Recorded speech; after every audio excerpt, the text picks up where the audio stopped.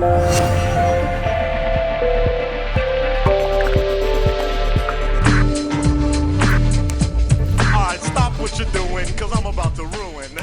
I love that music. It was so good. Hey there, welcome to the Lisa Nichols Show, where I share the tools that you desire and want for your life and to live the experience that you want to live, to have the quality that you choose to have, to write the story that you choose to write. I love the conversation we get to have. Gabriel, I love it. Simple yet powerful. You said breakthrough out loud. I love your hashtag BOLs. Y'all keep them coming. Energy grows where energy goes. Yes, yes, yes. If you want to grow your finances, put more energy in it because energy grows where energy goes. You want better love in your life, put more energy in it. Energy grows where energy goes. You want healthier relationships, put more energy in it because energy grows where energy goes. You want more self-love. You want more peace of mind. Put more energy into it because energy, yes, say it with me, energy grows where energy goes. So I love it, Gabrielle. I love it. And Bert, oh, this one, my grandmother would be very, very happy that you have chosen this to comment on. Conviction and convenience cannot coexist. Pow! He said, pow! Exclamation point, exclamation point. Hit me right between the eyes. Yes, my friend Bird. Like when you get that those things that you're convicted about, they may not be convenient for you.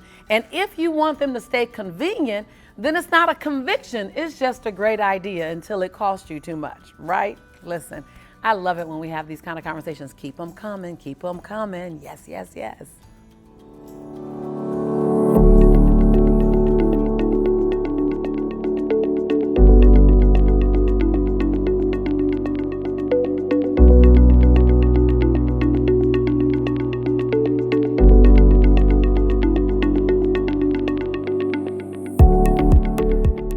So everyone has a story. And what I love is when you look at the griots in Africa, and griots were the storytellers, they were as revered as the king of the village because the griots held the history, because they held the story and they shared the story. We're all griots. We're all storytellers. We have a belly full of untold stories. And I think when we realize the richness of our story, because if you can hear my voice, your story has a happy ending. No matter where you are, no matter where your finances are, where your relationships are, where your emotions are, because you're still in the game. You're still right here. So I think so often we get so consumed with the emotion, the journey, feeling like the story has to be a story of suffering or a story of trials and tribulations. No, the story just has to be your story.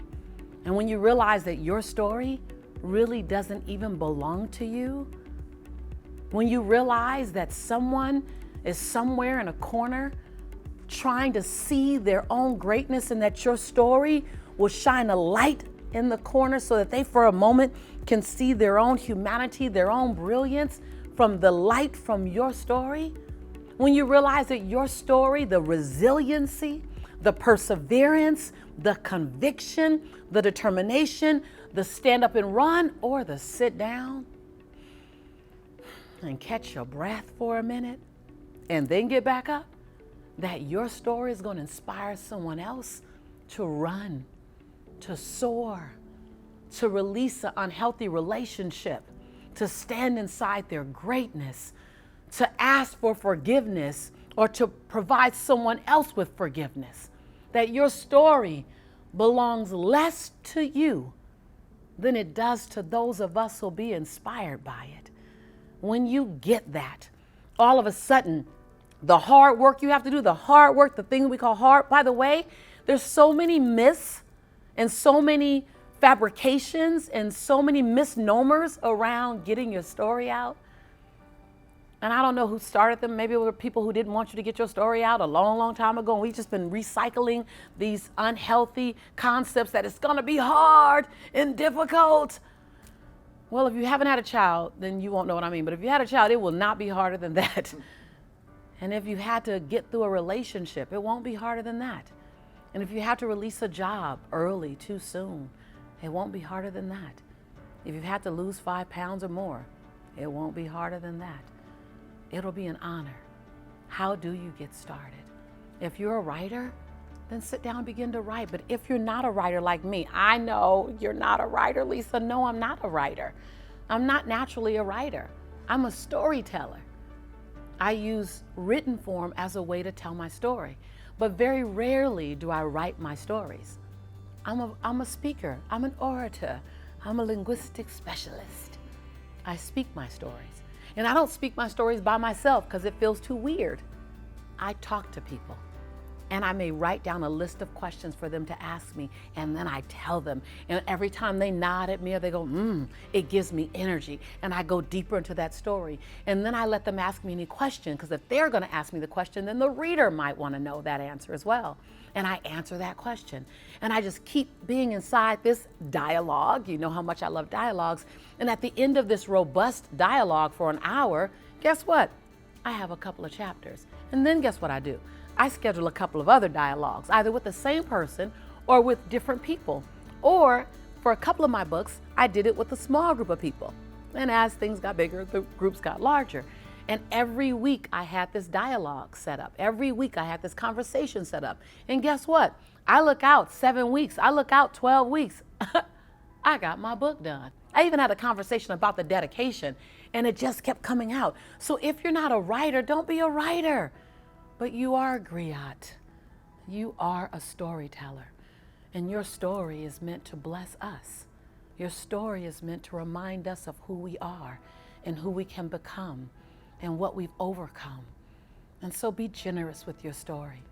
Move it from it needs to be convenient to it's your conviction.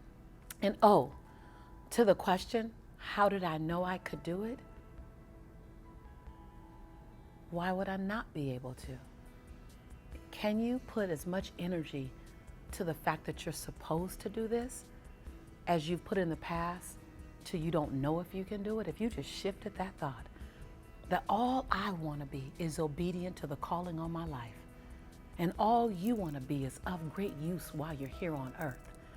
And the last thing you or I want to do is to die with our story still left inside of us.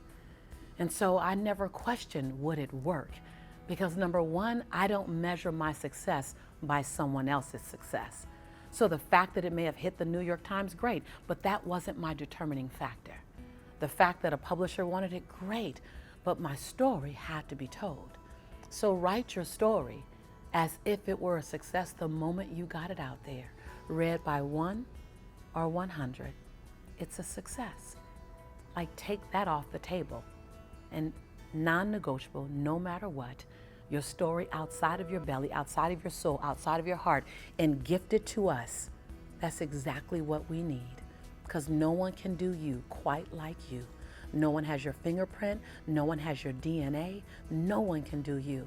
And the best gift that you can give us is that part of you that we don't know about, we haven't seen, that part of you that gets up a little earlier, stays up a little later, the part of you that had to climb over a broken relationship or climb under broken finances, that part of you that had to become non-negotiable, the part of you that had to rise above your own uncertainty and fears. See, that's the gift to us. And when you give us that, then your story is naturally a bestseller.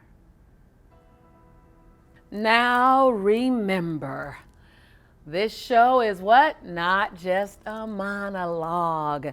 I am not interested in doing a performance for you, though I think I could. I don't want to. I want to have a conversation with you. I want to have a dialogue with you. I want to hear what's on your heart. I want to hear what's on your mind. I want to understand what did this stir up in you. I want you to comment about something that got stirred for you in this conversation, in this particular episode, a takeaway, like what part of your story needs to be told?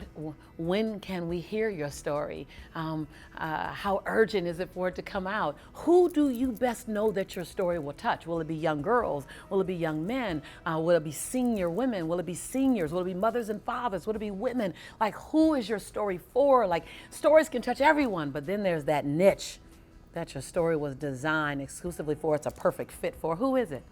Now, make sure you comment below. Talk to me. And subscribe.